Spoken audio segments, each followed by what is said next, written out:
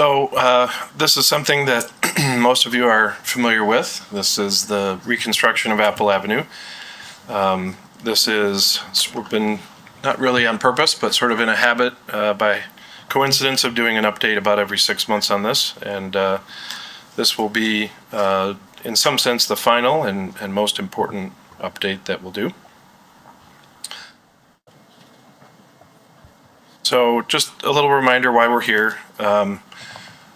This is not a solely city-initiated effort, right? MDOT obtained funding to rebuild Apple Avenue, and that's happening in 2026.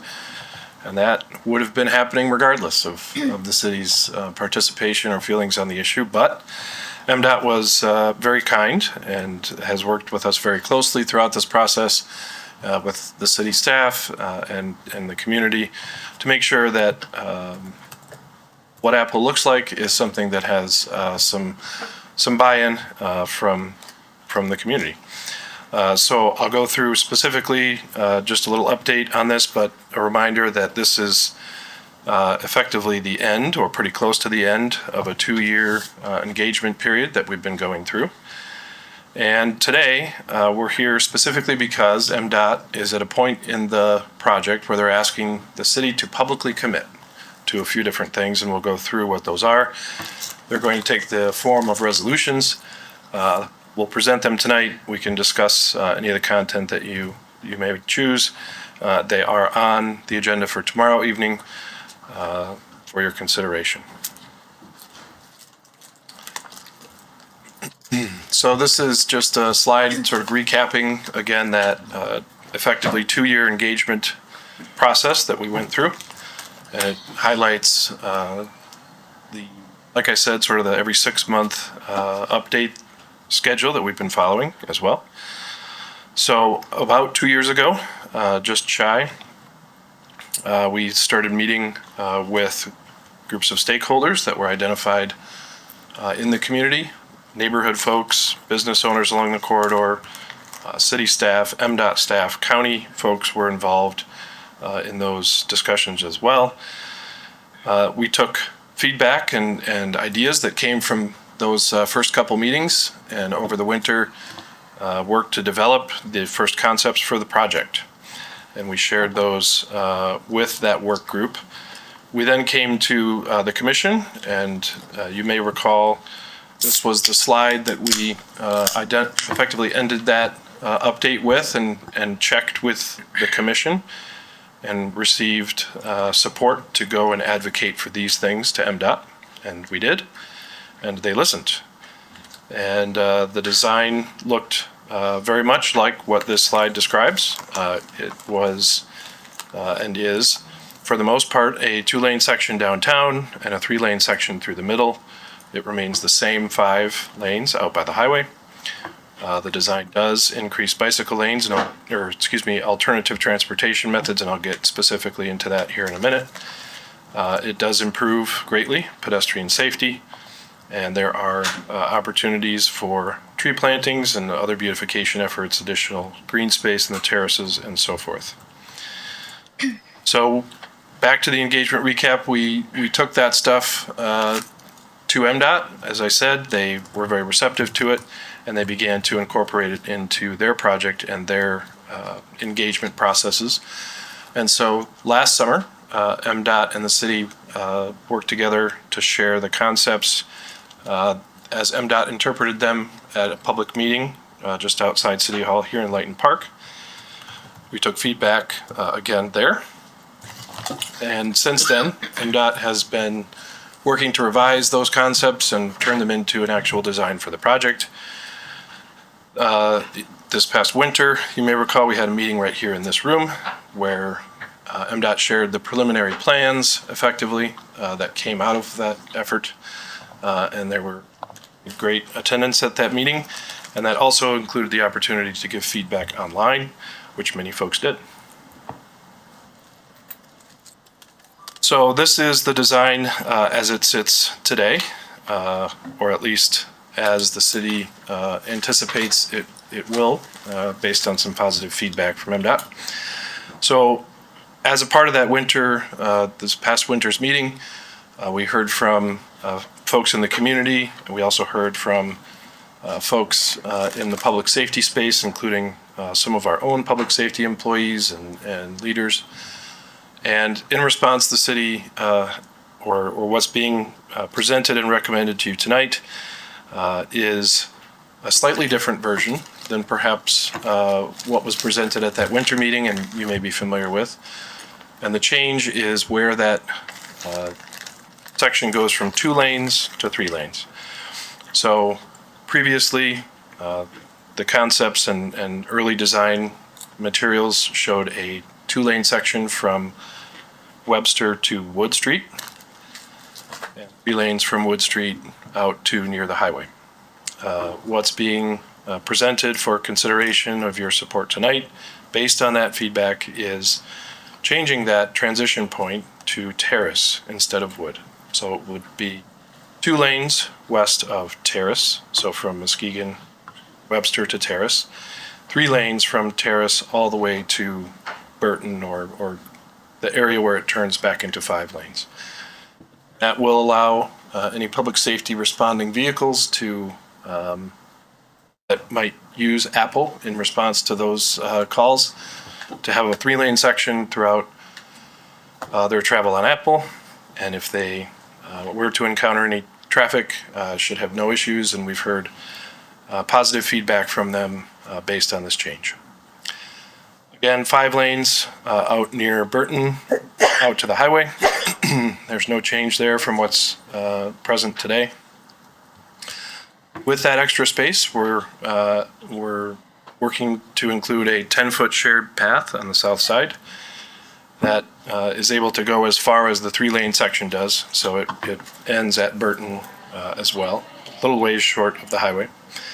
And then again, it also provides some increased green space and trees. And if anyone would like to see kind of specifically what that looks like in any spot, I've got some maps and other things I can pull up, and we can look at those. So with these things comes both some opportunities and some requests, right?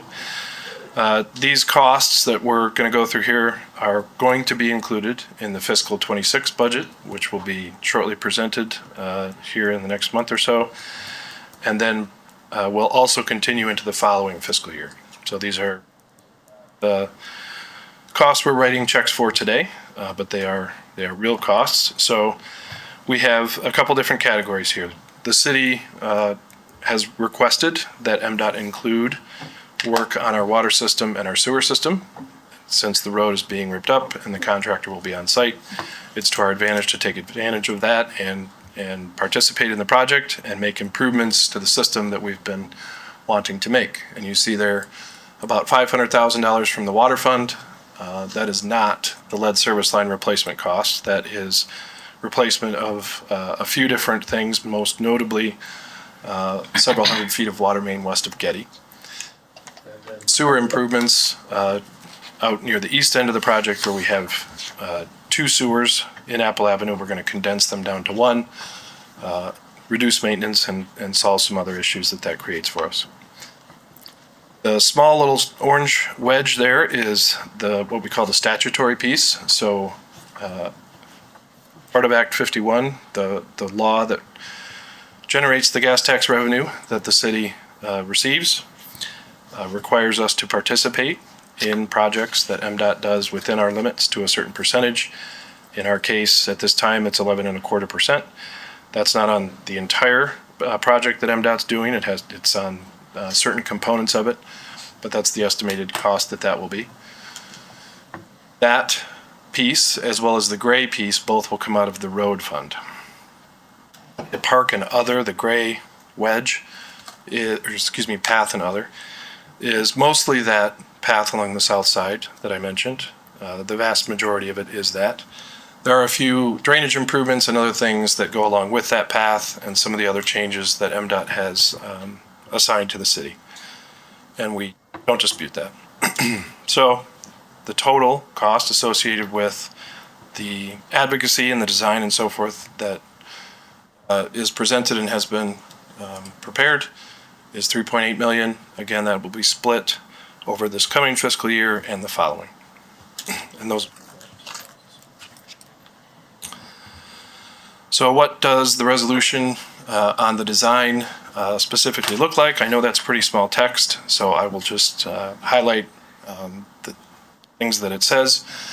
So it thanks to MDOT for the partnership that they included the city and the community in the design of Apple.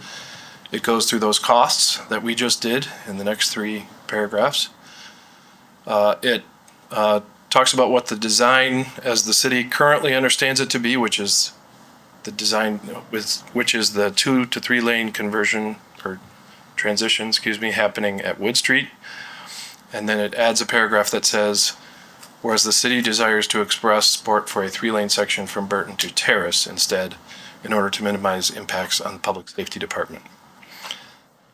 And it expresses our support for the design and those costs and what will happen then if that resolution is passed. There will be more formal agreements that will take place once the project has been bid later in 2025. So, estimated costs, once MDOT has finalized the design and finalized the costs by bidding, there will be an agreement or perhaps multiple agreements that will spell this out in much more detail.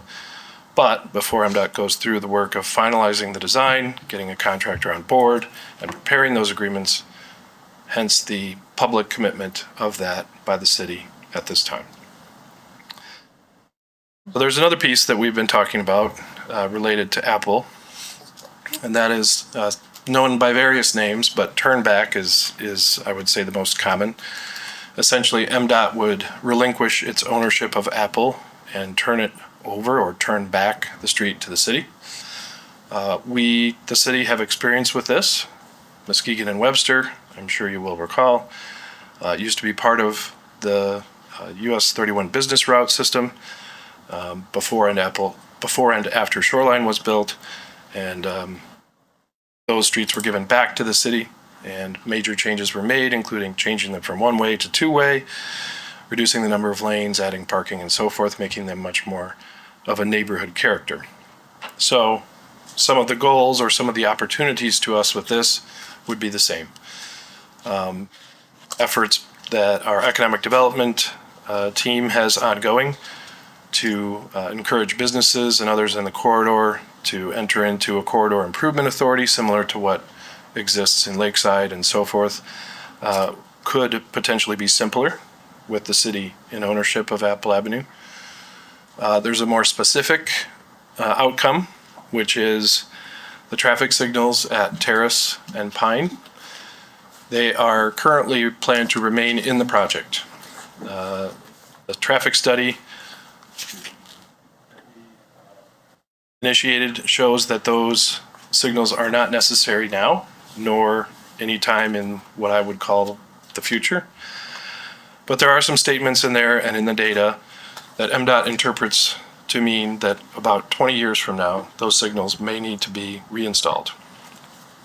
And from MDOT's perspective, it's easier to keep the signal than it is to take it out and put it back. So they're proposing to keep those 2 signals. Traffic study and city staff's preferred alternative in those 2 locations are stop signs now, and again, really for the foreseeable future until 15, 20 years from now, if the study is correct. And with a turn back, MDOT has expressed that certain design standards would become more flexible if the city were to be the owner of the road after the project is complete. And that is one thing that they've identified would specifically become more flexible. And it's likely that the city and MDOT could reach an agreement where those signals are removed and all-way stops are installed. All-way stops are easier to navigate, at the pedestrian level. You're making eye contact with all the drivers rather than relying on them seeing lights and so forth.